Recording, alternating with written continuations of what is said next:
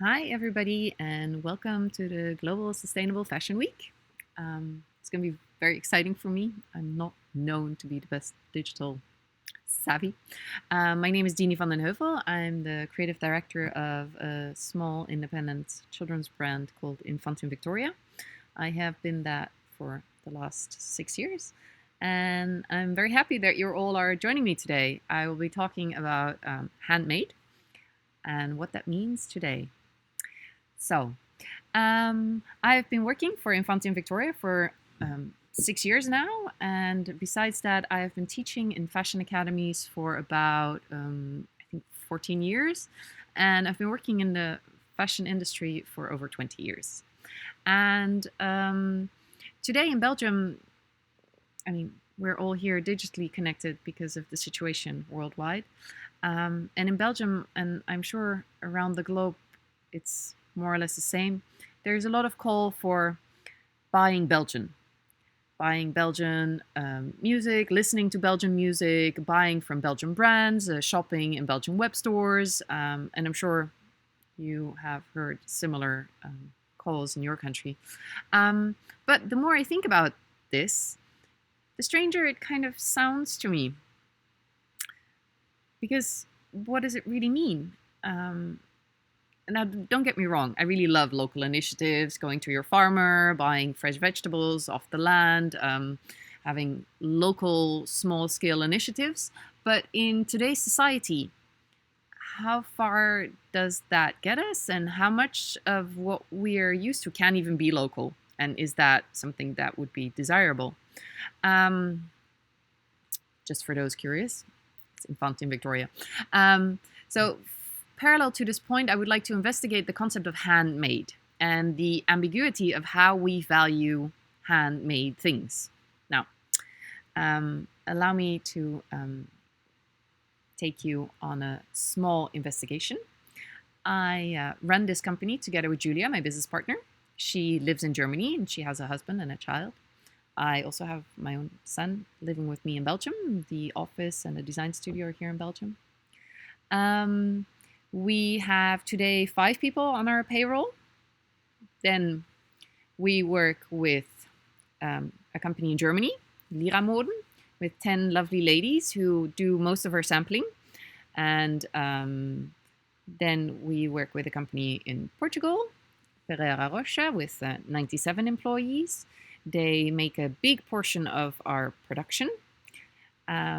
What we try to do is keep local in the sense of where the fabric, the material, the plants are grown. We try to get a short chain towards the factory where it's then going to be sewn, which means most of the fabrics that end up at Pereira Rocha are either woven in Portugal or it's cotton coming from Greece. We try to really keep this chain as short as we can.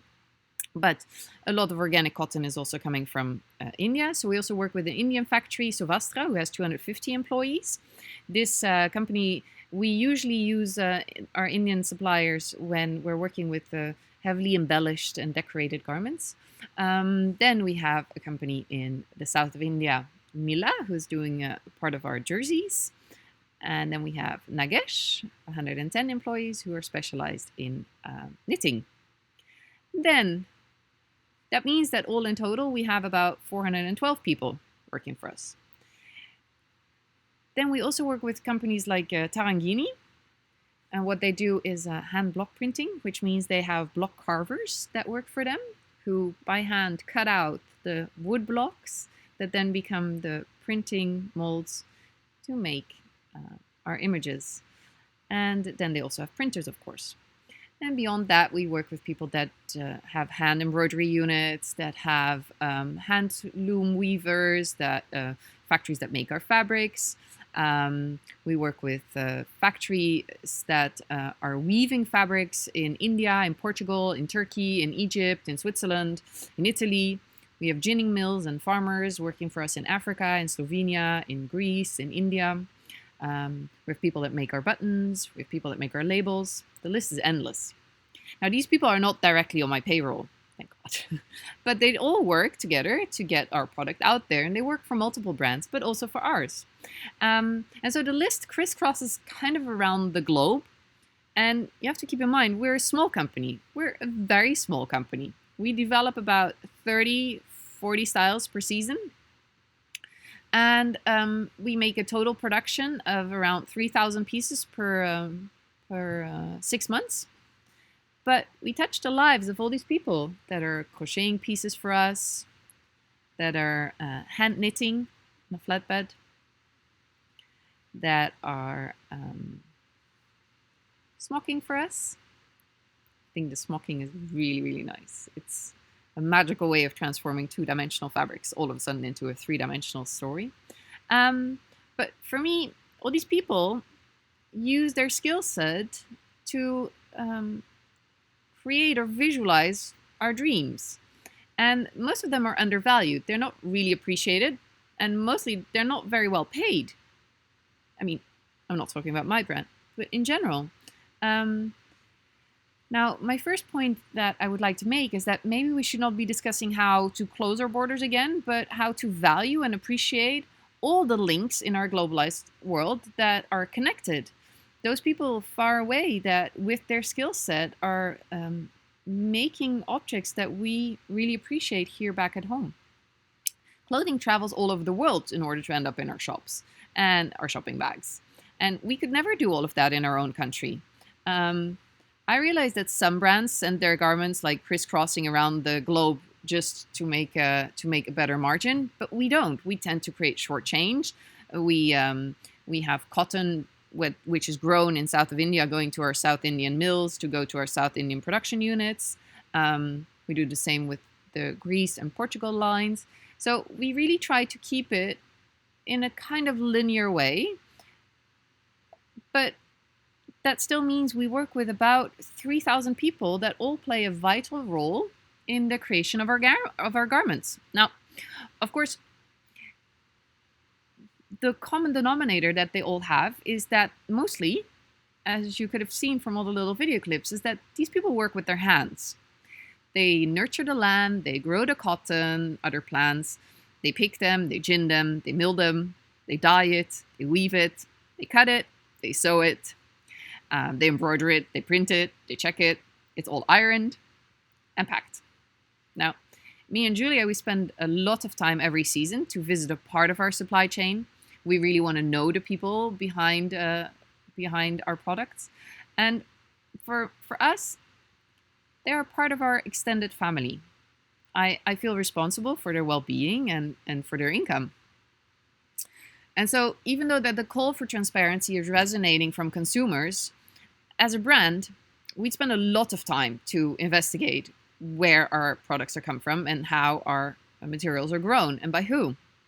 But the general fashion system as we know it today has really been designed to hide the human cost, to imagine that it's coming simply out of some magical place. Now, I think we have to understand very well the current situation and the faces behind it and the places behind it. Now, as I said earlier, for me, this whole concept of handmade is a very peculiar one. And I want to show you a little video because this is how we see fashion today, or at least this is how a lot of things are projected today.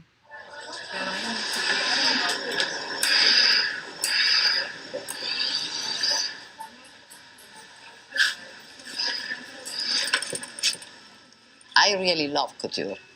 It's different, the sensation where you feel the human touch. Couture speak about craftsmanship, but at the same time also about teamwork. It's impossible to make all this collection if you have not a big team. They maintain the tradition.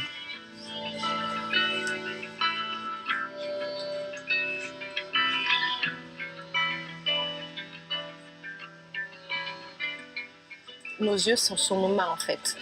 Si vous ne sentez pas avec vos mains, si vous ne voyez pas avec vos mains, vous ne pouvez pas en fait aimer ce que vous faites. Donc il faut vraiment aimer préparer à la main.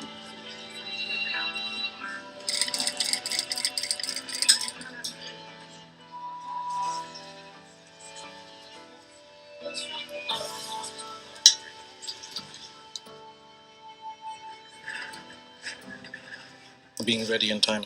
That's the most stressful thing. They changed the fit times. It was supposed to be in 2 hours.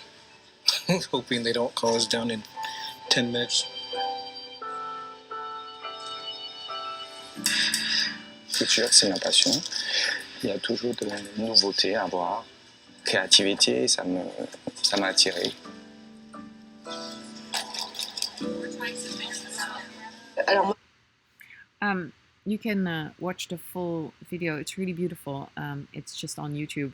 And if you look a little bit further, you'll see that many couture houses today have little videos of how their petits mains have a lot of knowledge, a lot of skills that help create this magical dresses. But high street fashion is a different story, right? Now there's a multiple amount of reasons why information about high street fashion is obscured. Approximately between 60 and 75 million people around the globe work in fashion and textile apparel. And there's another 300 million of them that work as farmers growing cotton and other fibers. Now, 70 to 80% of these workers is estimated to be female. Many workers are subjected to exploitation or verbal abuse. It's also estimated that about 1 million children work in the textile industry and the garment industry. And about 60% of all the workers in textile are paid less than $2 a day. And this is not some old data. This is a UN estimate made in 2019. So there are many of reasons why it helps our industry to obscure all this data and also obscure where garments come from. But I think that if we make the people behind garments visible again, that we will be able to change how we look at garments and how we see them. And if we see the countless hours that go into the making and the creation of our garments, I think we'll be able to understand its value, both monetary and socially. And we will care for our garments in a better and longer lasting way. Because handmade in today's Western society is under very specific circumstances valued very highly. As you just saw in this little video of Dior, they're talking about les petits mains, the little hands, these skilled workers that work in Paris and build the couture clothing. Technically, handmade, it means made by hand, not by machine. That would mean handmade, which we value very highly, would mean there are no machines involved. But as you saw in the little footage that I showed earlier, they do use ironing boards and ironing machines. They use sewing machines. So I'm not really sure how far the definition handmade still gets us in fashion production today. But it's very funny. The reason that this whole subject is so personal to me is that I've been working in this industry for about 20 odd years. And last year we were having a dinner party. It was very nice and cozy. I don't remember who all attended, but we ended up the end of the evening in a discussion about the price of a certain t-shirt, which came from a high street chain. And one of my friends, who is highly educated, who is very involved and conscious about what's happening in the world, he has a broad interest. He proclaimed that the price was very fair of this t-shirt, which was dead cheap. But he said it was very fair because it came out of a machine. It was a machine-made product. And I inquired what he meant with a machine-made product. He said, well, there's a machine and you put something in and there are t-shirts that come out. Now, I'm pretty sure that all of you know that this is not how garments are made. Garments are not made by machines that just plop them out. There is no t-shirt machine or there is no fabric machine. There are people that fill the machines, that guide the machines, that with their... a sewing machine is just a sewing machine. Unless there's a skilled worker sitting behind it, guiding the fabric through the machine, nothing is going to happen. Mass market and fast fashion items are also sewn and woven. and grown by people, and they all have skilled hands. They all have a long history of making these things. So most of the actions that we have in fashion are either purely by hand or a joint effort between a machine and a skilled set of hands. So this handmade that we value so highly in the West when it comes from a couture house, does it really look very different than handmade from any of the factories that, for instance, work for us or for fast fashion brands? I think that if you see, for instance, that certain garments are sold for a fraction of the cost of high valued fashion items, it's weird if you really think about it, because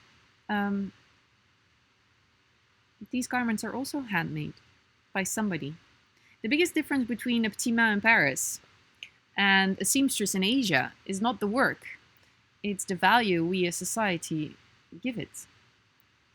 In the beginning, I mentioned that I work for a fashion brand for children. We're often referred to as a luxury brand. And I must say, I strongly disagree with this quotation. I actually really dislike it when people refer to my brand as a luxury brand. Not because I don't like luxury, but because I don't believe we fit the criteria for luxury. Sure, we're expensive. Don't get me wrong, we are. But why are we expensive? We're expensive because we pay a living wage. We don't pay a minimal wage. We don't pay $2 a day. We pay what is calculated in that country to be a necessity to live and to be able to put money aside every month. We only work with factories that are GOTS certified, that care for social and environmental standards and that uphold them. We only work with companies that are audited on a regular basis.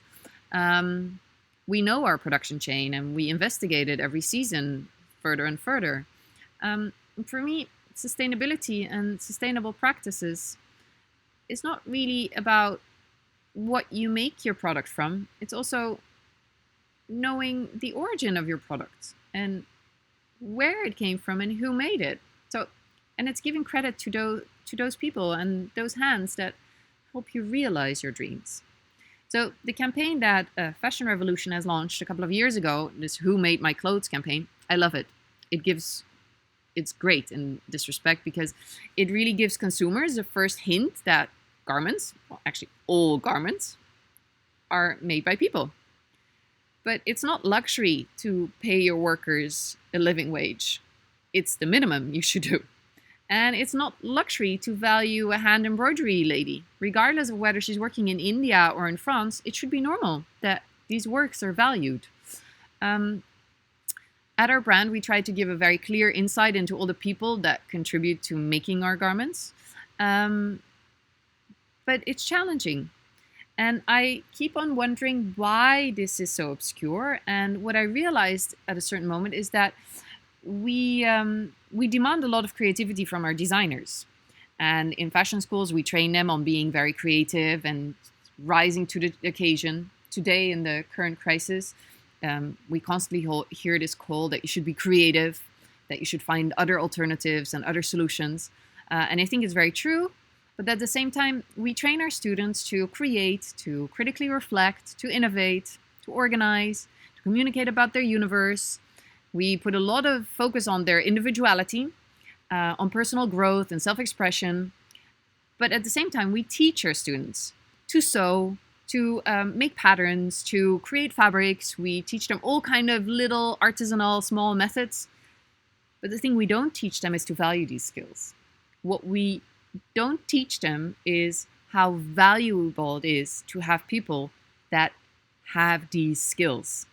And I think there is already a big root of a problem.